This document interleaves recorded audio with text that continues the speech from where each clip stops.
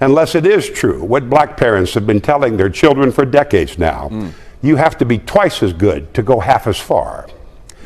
I dream of the day when those parents are wrong, because now they're not.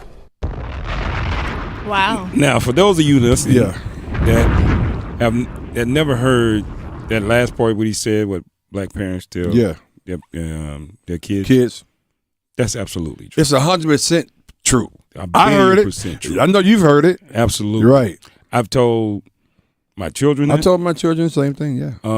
But I also had an opportunity for years. I would teach leadership for new up-and-coming managers. Mm-hmm. I told them that. Yeah. Yeah, it applies across the board, yeah. Across the board. Yeah. Now, reality is when you deal with something as small as considerably small as the NFL, you shouldn't have to make a rule just to interview African Americans for leadership positions in your organization. And that's essentially what the Rooney Rule is. Yes. That's essential. Something of that small where 80% at one point of the everybody that's associated with it as far as playing the game or knowledge of the game were people of color. How do you have to make a rule to say to be part of the leadership team? I have to make a rule for you to at least try to look at some of these people that's going through this carousel or going through this process.